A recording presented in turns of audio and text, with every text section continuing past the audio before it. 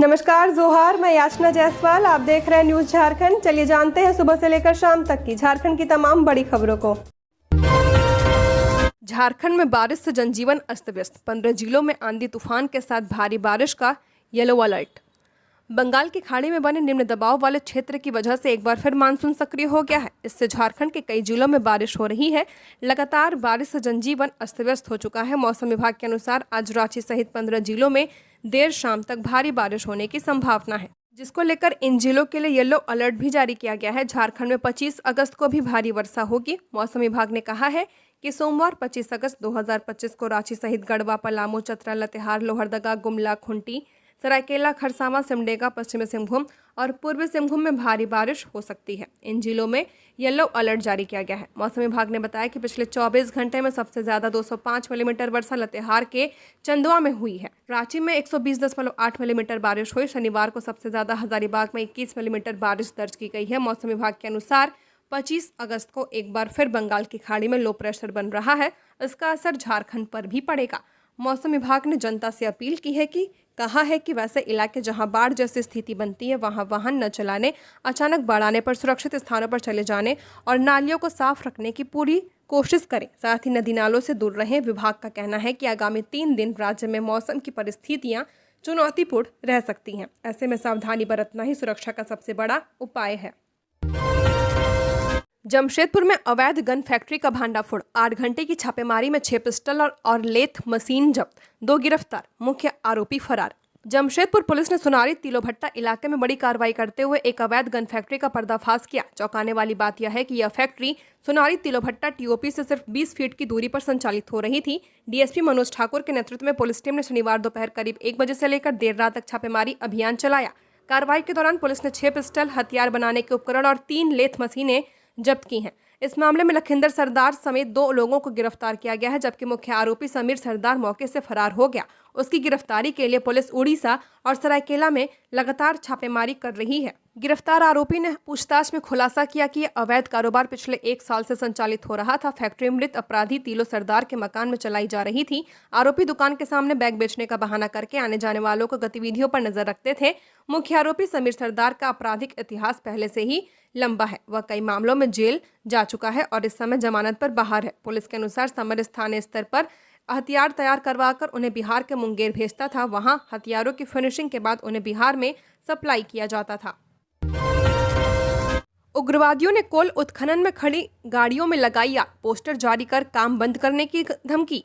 हजारीबाग के चरही थाना के अंतर्गत सीसीएल ने तापिन नॉर्थ परियोजना में आउटसोर्सिंग कंपनी आरकेएस में उग्रवादियों ने गाड़ियों में आग लगा दी, जिसमें पोकलैंड हाईवा समेत 6 गाड़ियां जल गए।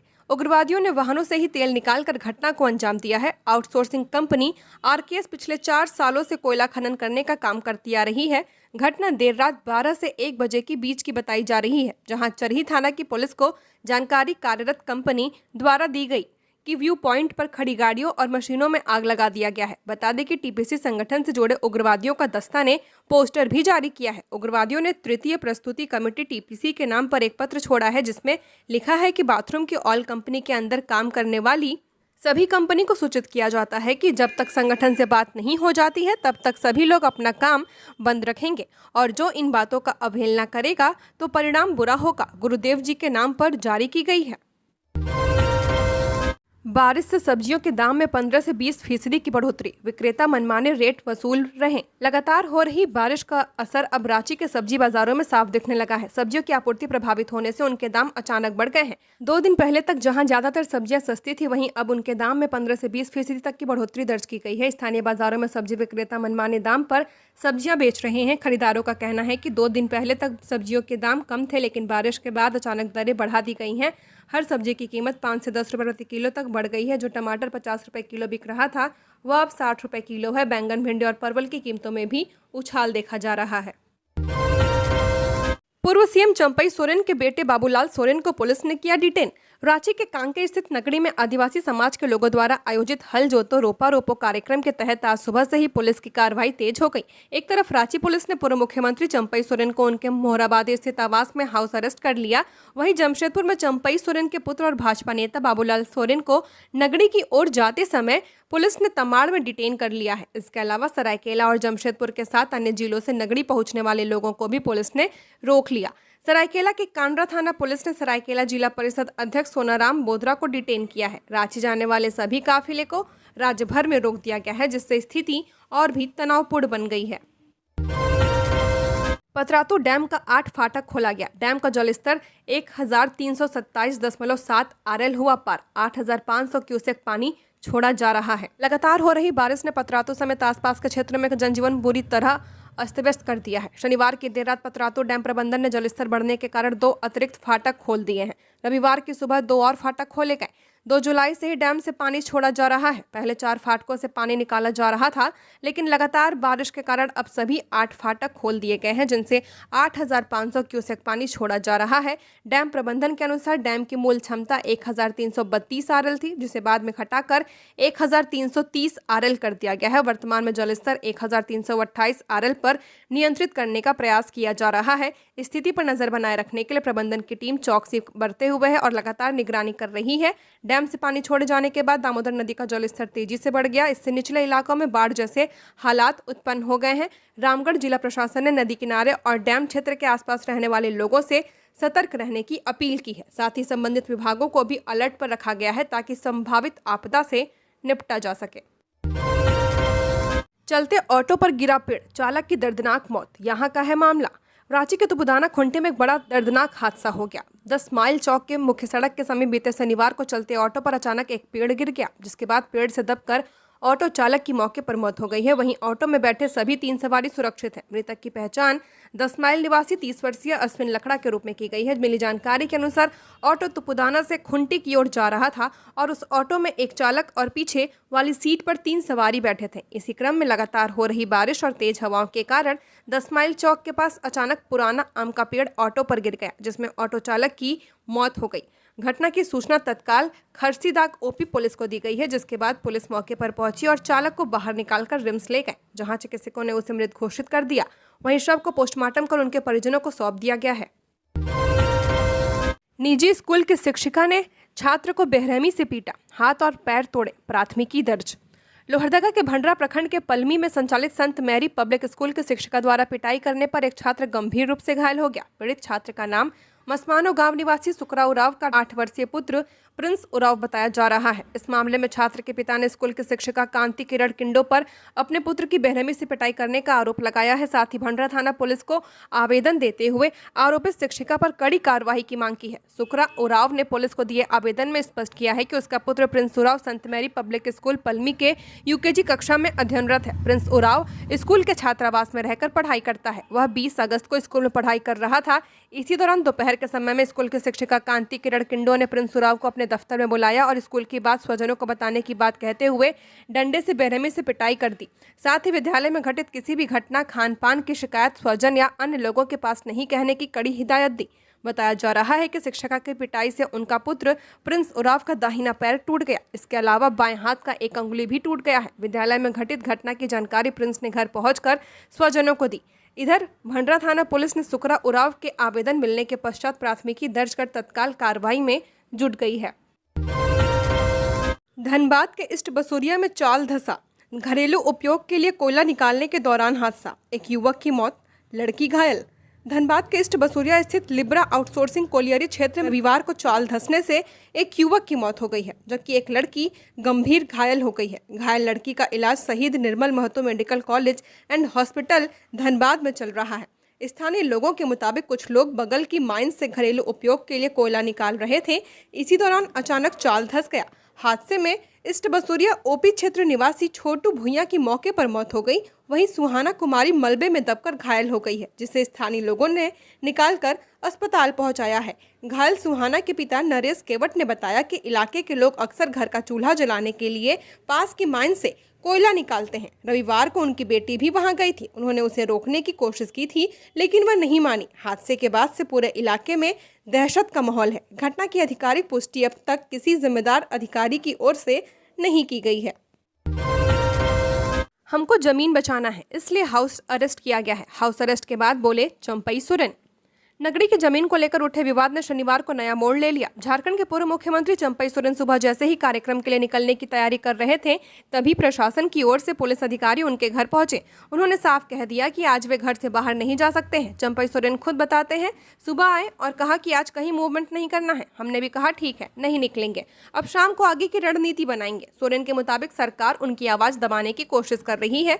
उन्होंने कहा, नगरी को पुलिस छावनी बना दिया गया है, 6 लेयर की बैरिकेडिंग कर दी गई है, कोई भी वहां नहीं जा सकता। ग्रामीणों को भी रोक दिया गया है और कई लोगों को थाने ले जाया गया है। उन्होंने यह भी स्पष्ट किया कि उनकी लड़ाई रिम्स 2 अस्पताल बनाने से नहीं बल्कि जमीन को बचाने को लेकर है।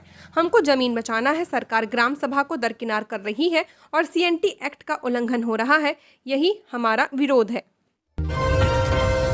लगातार बारिश से उफान पर रांची का वाटरफॉल, प्रशासन ने पर्यटकों को दी सख्त चेतावनी। लगातार हो रही मूसलाधार बारिश ने राजधानी रांची और आसपास के इलाकों में स्थित जलप्रपातों का रूप बदल दिया है। जोन्हा, हुंडरू, दशम सीता और रिमिक्स फॉल सहित अन्य प्रमुख झरनों में पानी का बहाव खतरनाक स्तर तक पहुंच चुका है। प्राकृतिक सौंदर्य देखने आने वाले पर्यटकों के लिए यह समय बेहद जोखिम भरा साबित हो सकता है। पिछले कई दिनों से हो रहे बारिश के कारण जलप्रपातों में जलधारा की रफ्तार कई गुना बढ़ गई है। तेज धाराएं चट्टानों से टकराकर विशाल लहरों का रूप ले रही हैं। यह दृश्य जितना आकर्षक दिखाई देता है, उतना ही जानलेवा भी है। स्थानीय लोगों का कहना है कि पिछले कई वर्षों से जलप्रपातों में इस तरह का उफान कम ही देखने को मिला है। प्रकृति का यह नज़ारा देखने दूर दराज से आने वाले पर्यटक अक्सर जलप्रपातों के बेहद नजदीक तक चले जाते हैं। फिसलन भरी चट्टानों और अचानक जलस्तर बढ़ने की स्थिति में किसी भी समय बड़ा हादसा हो सकता है। हाल के दिनों में भी अलग अलग जगहों पर पर्यटकों की लापरवाही के कारण दुर्घटनाएं हो चुकी हैं। सूर्या एनकाउंटर मामला, CID ने शुरू की जांच, मुख्यालय को जल्द सौंपी जाएगी रिपोर्ट। झारखंड में सूर्या हांसदा एनकाउंटर को लेकर मचे बवाल के बीच मुठभेड़ की CID जांच शुरू कर दी गई है। CID मुख्यालय के आदेश पर यह जांच शुरू की गई है। IPS चंदन झा इस मामले की जांच कर रहे हैं। झारखंड DGP अनुराग गुप्ता ने बताया कि सूर्या हांसदा एनकाउंटर मामले की जांच CID के द्वारा शुरू कर दी गई है। DGP ने बताया कि गाइडलाइंस के अनुसार एनकाउंटर की जांच किसी स्वतंत्र एजेंसी के द्वारा की जानी होती है। जांच शुरू कर दी गई है। CID के DIG चंदन झा अपनी जांच शुरू कर चुके हैं। वे 4 से 5 दिनों के भीतर अपनी रिपोर्ट मुख्यालय को सौंपेंगे। बता दें कि 10 अगस्त को गोड्डा में बुआरी जोड़ थाना क्षेत्र के पास पुलिस मुठभेड़ में सूर्या हांसदा की मौत हो गई थी। सूर्या हांसदा ने JLKM के टिकट पर पिछला विधानसभा चुनाव लड़ा था। हालांकि सूर्या कई मामलों में वांछित था। मुठभेड़ को लेकर गोड्डा के SP मुकेश कुमार ने जानकारी साझा की थी, जिसमें उन्होंने बताया था कि सूर्या की गिरफ्तारी देवघर से हुई थी। शिक्षा विभाग ने 2742 शिक्षकों की नियुक्ति रोकने का दिया आदेश। GSSC करेगा रिजल्ट की समीक्षा। झारखंड में सहायक आचार्य नियुक्ति प्रक्रिया पर बड़ा मोड़ आ गया है। स्कूली शिक्षा एवं साक्षरता विभाग ने विज्ञान, गणित और भाषा विषयों के 2742 चयनित अभ्यर्थियों की नियुक्ति की अनुशंसा वापस ले ली है। यह फैसला झारखंड कर्मचारी चयन आयोग द्वारा आयोजित प्रारंभिक विद्यालय प्रतिष्ठित सहायक आचार्य संयुक्त प्रतियोगिता परीक्षा 2023 के परिणाम पर उठे विवाद के बाद लिया गया है। प्राथमिक शिक्षा निदेशक मनोज कुमार रंजन ने सभी जिलों के उपायुक्तों को पत्र भेजकर स्पष्ट कर दिया है कि जिलेवार जारी की गई अनुशंसित सूची और संबंधित फोल्डर तत्काल विभाग को लौटा दिया जाए। पत्र में यह भी कहा गया कि आयोग को परिणाम की पुनः समीक्षा करनी है, इसलिए मौजूदा अनुशंसा को निरस्त किया जा रहा है। पत्र भेजे जाने की जानकारी निर्देशक ने दी है। इस नियुक्ति प्रक्रिया में विज्ञान एवं गणित विषय के 1683 और भाषा विषय के 1059 उम्मीदवारों को चयनित कर जिलों को भेजा गया था। विज्ञान और गणित विषय के लिए कई जिलों में काउंसलिंग पूरी हो चुकी थी। भाषा विषय के लिए अधिकांश जिलों में काउंसलिंग की प्रक्रिया जारी थी, लेकिन अब इस पूरी प्रक्रिया को रोक दिया गया है। धनबाद प्रशासन का बड़ा फैसला, अब बिना हेलमेट नहीं मिलेगा पेट्रोल। धनबाद में सड़क दुर्घटनाओं को रोकने के लिए 2 पहिया वाहन चालकों के लिए नो हेलमेट नो पेट्रोल अभियान चलाया जाएगा। साथ ही बैरियर तोड़कर अवैध कट बनाने वालों पर प्राथमिकी दर्ज की जाएगी। NH पर घर बनाने वालों को झमाडा से नक्शा पास कराते समय NH से अनापत्ति प्रमाण पत्र लेना होगा। यह निर्णय शनिवार को DC आदित्य रंजन की अध्यक्षता में हुई जिला सड़क सुरक्षा समिति की बैठक में लिया गया है। बैठक में DTO दिवाकर C द्विवेदी ने बताया कि इस वर्ष जनवरी से जुलाई तक जिले में 236 सड़क दुर्घटनाएं हो चुकी हैं। 135 दुर्घटना के घातक परिणाम आए हैं, जबकि 76 में लोग गंभीर रूप से घायल हुए हैं। इसमें 102 दुर्घटना ओवर स्पीड, 19 रॉन्ग साइड में वाहन चलाने, 21 ओवरटेकिंग, 54 अंधेरा और में 8 ड्रंक एंड ड्राइव में, 8 नाबालिग द्वारा वाहन चलाने, 14 वाहन चलाते समय मोबाइल का प्रयोग करने के कारण व 10 अन्य कारणों से हुए हैं। इस पर समिति ने चिंता व्यक्त की तथा हादसों को कम करने की दिशा में कदम उठाने का निर्णय लिया गया।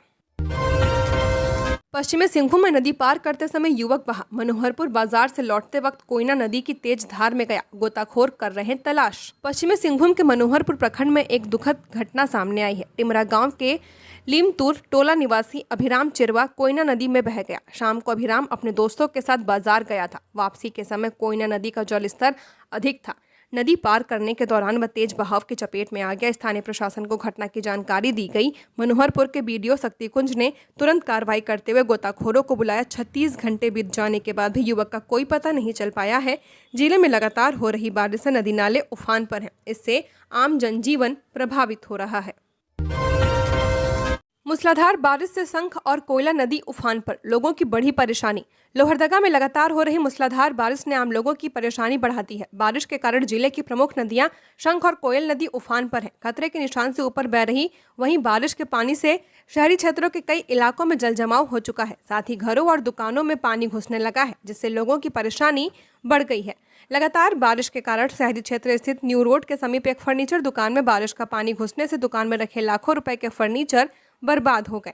लोग दुकानों और घरों में मशीन डालकर बारिश का पानी निकालने में लगे हुए हैं। जिले में बारिश के कारण किसानों को भी काफी नुकसान हुआ है और उनकी फसलें बर्बाद हो गई हैं। बारिश से हो रहे नुकसान की भरपाई को लेकर लोहरदगा से कांग्रेस विधायक डॉक्टर रामेश्वर उरांव ने कहा कि लोहरदगा के साथ साथ पूरे राज्य में बारिश के कारण नुकसान हुआ है। आफत बनकर आई बारिश, घर गिरने के बाद परिवार आया सड़क पर। अबुआ आवास के लिए लगा रही चक्कर। इन दिनों लगातार हो रही मूसलाधार बारिश न केवल लोगों के लिए परेशानी का सबब बन गई है, बल्कि भारी क्षति भी हो रही है। खासकर यह गरीबों के लिए आफत की बारिश हो रही है।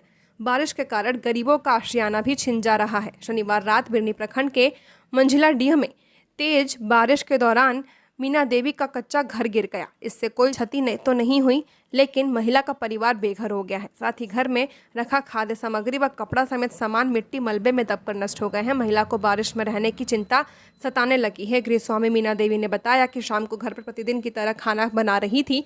अचानक घर की दीवार गिरने लगी। सभी सदस्य घर से बाहर निकल गए, तभी पूरा घर गिर गया। बताया कि वर्ष 2023 में अबुआ आवास मिला है। एक किस्त 30,000 रुपए का भुगतान हुआ है। अबुआ आवास लिंटल तक कार्य पूरा हो चुका है। दूसरी किस्त की राशि के लिए चक्कर काट रही है। दफ्तर में बाबू लोग कहते हैं कि राशि चली जाएगी। आश्वासन पर आश्वासन मिलता है, लेकिन राशि का भुगतान नहीं हो रहा। राशि का भुगतान हुआ रहता तो अबुआ आवास बनकर तैयार हो गया होता। परसुडिया में चोरी का प्रयास असफल। मॉर्निंग वॉक पर निकले लोगों ने एक को पकड़ा, दूसरा फरार। पुलिस कर रही पूछताछ। जमशेदपुर के परसुडिया इलाके में रविवार सुबह एक चोरी की वारदात असफल हो गई। LBSM कॉलेज के पास सुबह करीब 4:30 बजे मॉर्निंग वॉक पर निकले लोगों ने एक दुकान में संदिग्ध हलचल देखी। उन्होंने तुरंत दुकान मालिक को इसकी सूचना दी। सूचना मिलते ही स्थानीय लोग मौके पर पहुंचे। इस दौरान दो चोरों में से एक अंधेरे का फायदा उठाकर भागने में सफल रहा, जबकि दूसरा युवक भीड़ के हत्थे चढ़ गया। लोगों ने उसे पकड़कर जमकर पिटाई कर दी। इसके बाद परसुडिया थाना पुलिस को खबर दी। पुलिस मौके पर पहुंची और आरोपी को हिरासत में ले लिया गया है। गिरफ्तार युवक की पहचान बागबेड़ा राम टेकरी निवासी संजय कुमार साहू के रूप में की गई है। पुलिस ने बताया कि उससे पूछताछ की जा रही है ताकि उसके अन्य साथियों और चोरी के नेटवर्क का पता लगाया जा सके। वहीं फरार आरोपी की तलाश जारी है। स्थानीय लोगों ने कहा कि इलाके में चोरी की घटनाएं लगातार बढ़ रही हैं। उन्होंने पुलिस से नियमित रूप से रात में गश्त करने की मांग की है ताकि अपराधियों पर लगाम लगाई जा सके। पुलिस ने आश्वासन दिया कि मामले की गहन जांच की जा रही है और दोषियों पर सख्त कार्रवाई की जाएगी। लातेहार में एक ही रात 2 घरों में चोरी, नकद जेवरात लेकर फरार हुए चोर। 2 में नहीं कर पाए हाथ साफ। लातेहार सदर थाना क्षेत्र के बाजकुम गांव में शनिवार की देर रात चोरों ने 4 घरों को निशाना बनाया। इनमें से 2 घरों से चोर नकदी और जेवरात लेकर फरार हो गए। विनोद यादव के घर से चोरों ने दरवाजे का ताला तोड़कर करीब 50,000 रुपए के गहने और 25,000 रुपए नकद चुरा लिए हैं। विनोद के बेटे सोनू यादव ने बताया कि नकद राशि टेम्पो की किस्त जमा करने के लिए रखी गई थी। उस समय वे अपनी मां सुरजी देवी के साथ बाहरी कमरे में सो रहे थे और चोरी की आवाज तक सुनाई नहीं दी। इसी तरह दूसरी वारदात शोभन उराव के घर में हुई है। उनके पुत्र मुकेंद्र उराव ने बताया कि चोर घर से गहने, बर्तन और करीब 30,000 रुपए की संपत्ति चुरा ले गए हैं। चोरों ने अरविंद प्रसाद और मुकेश अग्रवाल के घरों में भी घुसने की कोशिश की, लेकिन ताला तोड़ने की आवाज से घर वाले जाग गए। लोगों के शोर मचाने पर चोर अंधेरे का फायदा उठाकर वहां से भाग निकले। घटना की सूचना ग्रामीणों ने तुरंत लातेहार पुलिस को दी है। सदर थाना प्रभारी सुरेंद्र कुमार महतो ने बताया कि चोरी की घटनाओं की जाँच की जा रही है। हजारीबाग में 218 गृह रक्षकों का पारण परेड, अब देश सेवा में देंगे महत्वपूर्ण योगदान। हजारीबाग में रविवार को क्षेत्रीय प्रशिक्षण केंद्र में गृह रक्षकों की पारण परेड का आयोजन किया गया। इस कार्यक्रम के मुख्य अतिथि हजारीबाग उपायुक्त शशि रंजन सिंह थे। इस पारण परेड में 218 होमगार्ड के प्रशिक्षुओं ने भाग लिया और शानदार परेड का प्रदर्शन किया है। मुख्य अतिथि शशि रंजन सिंह ने कहा कि कठिन ट्रेनिंग के बाद प्रशिक्षुओं ने जो देश रक्षा की शपथ ली है उसे निभाते हुए वे समाज, राज्य और देश की सेवा में ईमानदारी से जुटे हैं। उन्होंने होमगार्ड जवानों से अपील की है कि वे अपनी शान और मान मर्यादा बनाए रखें और शांतिपूर्ण समाज बनाने में सहयोग करें। पारण परेड समाप्त होने के बाद उपायुक्त ने सभी जवानों को देश सेवा के लिए शपथ दिलाई है। होमगार्ड जिला समादेष्टा रोहित आनंद ने बताया कि प्रशिक्षुओं को 63 सप्ताह का इंडोर और आउटडोर प्रशिक्षण दिया गया। इस दौरान उन्हें सशस्त्र और गैर सशस्त्र प्रशिक्षण के साथ विधि व्यवस्था संभालने के विषय में भी जानकारी दी गई। सिमडेगा में डीसी एसपी ने किया अस्पतालों और थानों का निरीक्षण, बेहतर पुलिसिंग और स्वास्थ्य सेवा के दिए निर्देश। सिमडेगा डीसी कंचन सिंह एवं पुलिस अधीक्षक एम अरसी ने बांसजोर, ठेठईटांगर, केरसई एवं कुरडेग प्रखंड कार्यालय का भ्रमण किया। इस दौरान उपायुक्त एवं पुलिस अधीक्षक ने बांसजोर थाना, ठेठईटांगर थाना, ठेठईटांगर अस्पताल, केरसई थाना, केरसई अस्पताल, कुरडेग थाना, कुरडेग अस्पताल एवं कुरडेग कस्तूरबा गांधी आवासीय बालिका विद्यालय का भी निरीक्षण कर वहां की विधि व्यवस्था का जायजा लिया तथा संबंधित पदाधिकारी को आवश्यक दिशा निर्देश दिए। इस क्रम में उपायुक्त ने बांसजोर प्रखंड सभागार में मनरेगा एवं आकांक्षी प्रखंड दफ्तर अंतर्गत संचालित योजनाओं की समीक्षा की तथा अधिकारियों को कार्य में तेजी लाने के निर्देश दिए। उन्होंने बांसजोर चेक पोस्ट के समीप खराब सड़क की समस्या को देखते हुए प्रखंड दफ्तर के सामने मुख्य सड़क से वाहनों का आवागमन प्रारंभ करने का निर्देश दिया है ताकि लोगों को सुविधा मिल सके। इसके साथ ही उपायुक्त एवं पुलिस अधीक्षक ने बांसजोर थाना का निरीक्षण कर विधि व्यवस्था की स्थिति की जानकारी ली। नीट यूजी 2025 छात्रा के एडमिट कार्ड में एससी सीट मिली, एसटी में। जमशेदपुर में एमजीएम मेडिकल कॉलेज में एमबीबीएस प्रथम वर्ष 2025 बैच के नामांकन के दौरान 2 छात्रों के दस्तावेज संदिग्ध पाए गए। कॉलेज प्रशासन को इन दोनों मामलों में जाति संबंधित गंभीर विसंगतियां मिली हैं। पहला मामला 2025 बैच की एक छात्रा से जुड़ा है। प्राचार्य डॉक्टर दिवाकर हंसदा ने इस पर झारखंड संयुक्त प्रवेश प्रतियोगी परीक्षा बोर्ड को रांची को पत्र भेजा है। पत्र में उल्लेख है कि छात्रा के अलग अलग दस्तावेजों में विभिन्न श्रेणियां दर्ज हैं। जानकारी के अनुसार नीट यूजी 2025 के एडमिट कार्ड और स्कोर कार्ड में छात्रा की श्रेणी एससी दर्ज है, जबकि जेसीई बोर्ड के अलॉटमेंट लेटर में उसे एसटी श्रेणी की सीट आवंटित की गई है। इतना ही नहीं, दाखिले के दौरान प्रस्तुत गिरिडीह के सीओ दफ्तर द्वारा जारी जाति प्रमाण पत्र में भी उसकी श्रेणी एसटी दर्शाई गई है। कॉलेज प्रशासन ने कहा कि एक ही छात्रा की अलग अलग श्रेणियों में पहचान होना संदिग्ध है और जांच जरूरी है। किराएदार या नौकर ने फर्जी आधार नंबर तो नहीं दिया, इसे वेरीफाई जरूर करें। यहाँ जानें इसकी पूरी प्रोसेस। आधार कार्ड हमारे देश में सभी जगह आईडी प्रूफ के रूप में मान्य है। कई बार देखा जाता है कि लोग बिना किसी जांच के किसी भी आधार नंबर या कार्ड को सही मान लेते हैं, लेकिन हर 12 डिजिट वाला नंबर आधार नहीं होता। हाल ही में यूपी एटीएस ने आधार कार्ड फर्जीवाड़े के रैकेट में खुलासा किया। ये रैकेट फर्जी आधार कार्ड बनाता था। ऐसे में अगर आप किसी को अपने घर में किराएदार या नौकरी पर रखते हैं तो उसका आधार नंबर वेरिफिकेशन करना ज़रूरी है। इससे पता चलता है कि कहीं उसका आधार फर्जी तो नहीं और वो व्यक्ति गलत तो नहीं है, क्योंकि कोई गलत व्यक्ति कागज़ का फर्जी आधार तो बनवा सकता है, लेकिन UIDAI की साइट पर इसकी सही जानकारी आपको मिल जाएगी। खंडहर में तब्दील हुआ प्राथमिक उप स्वास्थ्य केंद्र, इलाज के लिए भटकने को मजबूर ग्रामीण। सरकार स्वास्थ्य व्यवस्था को दुरुस्त करने के नाम पर पैसा या पानी के जैसा बहाती रही है, लेकिन उसका अपेक्षित लाभ आम लोगों को नहीं मिल पाता है। ग्रामीणों की सुविधा के लिए बनाए गए उप स्वास्थ्य केंद्रों पर मरहम पट्टी तो दूर, दवा की एक गोली भी नसीब नहीं हो रही। बहुत से उप स्वास्थ्य केंद्र के वजूद पर ही सवालिया निशान लगने लगा है। सारठ प्रखंड के आदिवासी महिला आरक्षित पंचायत आसन बनी में 2010 से 11 में निर्मित प्राथमिक उप स्वास्थ्य केंद्र वर्तमान में खंडहर नुमा इमारत बनकर रह गया है। चिकित्सा संबंधित सुविधा मिलने की आस में ग्रामीणों की आंखें पथरा गई हैं। इसका वजूद ही खतरे में नजर आ रहा है। ऐसे में ग्रामीणों के बेहतर स्वास्थ्य सुविधा की उम्मीदों पर पानी फिरता नजर आ रहा है। ऐसा तब है जब लगभग 22 किलोमीटर की परिधि में एक भी सरकारी अस्पताल नहीं है जहां ग्रामीण जाकर अपना इलाज करा सके। मोड़ाबारी के सामाजिक कार्यकर्ता पूरन मंडल ने कहा कि यहाँ के 22 किलोमीटर की परिधि में एक भी सरकारी अस्पताल नहीं है जहां जाकर ग्रामीण अपना प्राथमिक उपचार करा सके। स्वास्थ्य केंद्र बनाकर सुविधा कुछ भी नहीं मिलती है। केंद्र अच्छी स्थिति में रहता तो उम्मीद भी रहती। अब ये केंद्र लगभग खत्म हो चुका है। XLRI में PGDM के दूसरे दीक्षांत समारोह का हुआ आयोजन। 100 89 प्रबंधकों को मिली डिग्री। देश के प्रतिष्ठित प्रबंधन संस्थानों में शुमार XLRI Xavier school of management में शनिवार को ब्लेंडेड PGDM प्रोग्राम के दूसरे दीक्षांत समारोह का आयोजन किया गया। इस अवसर पर कुल 189 छात्रों को डिप्लोमा सर्टिफिकेट प्रदान किया गया है। समारोह के मुख्य अतिथि स्टेट बैंक ऑफ इंडिया के प्रबंध निर्देशक अश्विनी कुमार तिवारी उपस्थित थे।